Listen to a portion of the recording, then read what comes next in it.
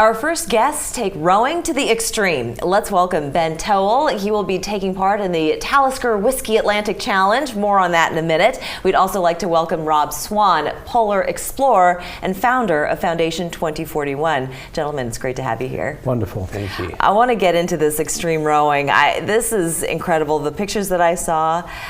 Rowing in general sounds difficult, but tell us a bit more about this particular challenge. Yeah, this challenge. So this time next year, December 12th, we will be setting off 3,000 miles to row across the Atlantic. And to give you guys a sense of what that is, here to Los Angeles is 2,400 miles. So we'll be rowing to LA and then down to Miami, from Charleston to Miami for good measure. Goodness. So it's a huge undertaking, but we're super excited. I'm going to be doing it with my great friend and the executive chef at Basic Kitchen, Charlie Layton, and it's you row 2 hours on and 2 hours off, 24 hours a day, and our goal is to do it in 40 days. Oh, that's unbelievable. And this is all to raise some money, so very important. That's where you come in, Rob. So I want the audience to get to know you just a little bit better as well.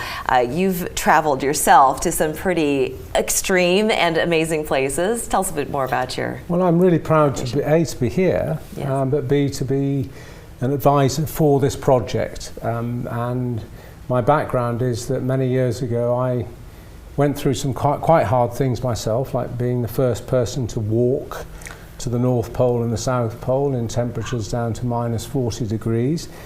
And I think what's really important with any project, and that's what I'm proud to be part of, is to make sure that it's done safely. Yes, it's extreme, but we must make sure this is done safely, and really that's my main job in this mission.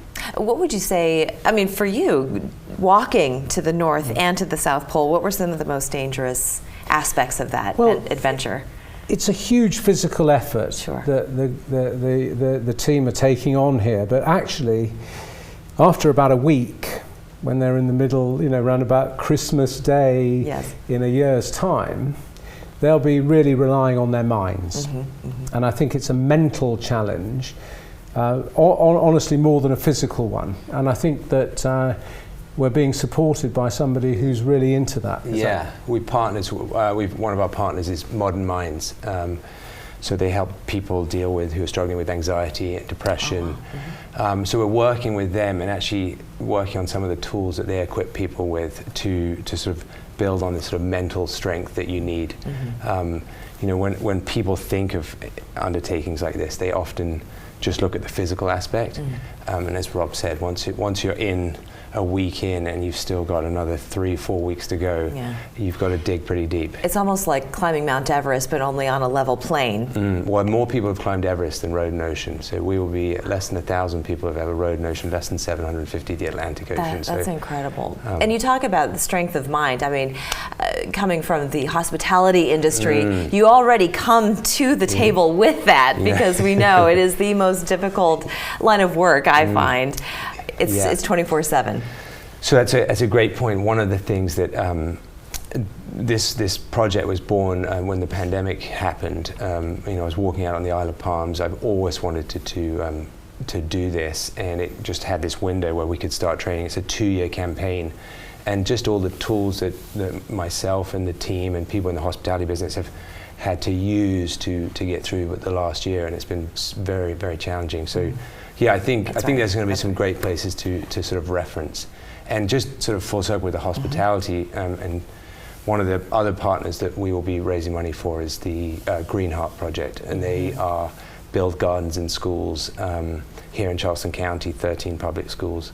So they're a really important partner, and that links what we're doing here locally in Charleston. Most definitely. To And Rob, you're an environmentalist yourself, and so this is also near and dear to your heart. Well, it is, and I think that one must never forget, you can talk about the mental side, but you've got to get yourself ready before. Sure. And I'm very excited to say that I'm so passionate about the project, and I've really fallen in love with Charleston, which I love. So I'm moving from a very smoky California to come and live here. And part of the mission is to help support what we do, which is the preservation of Antarctica. So we got the Green Heart as the local, the global is 2041, because in that year our world is going to decide on preserving Antarctica. So I'm going to come here train with the team, with our wonderful people at Ethos Athletic Club downtown. And I'm really looking forward to that, to be part of it, and to do some local events and things with you all. It's going to be really good. Well, Charleston is going to be so happy to have you here as a permanent resident. I can tell you that right now. I'm ready. Well, you can't come soon enough as far as I'm concerned. But your team is called the Dreamboats, aptly named, I would say, right, Rob? I mean, look at them. So, yes, the Dreamboats, and you're there to raise some money, and you're hoping to raise $300,000? That is correct, yes.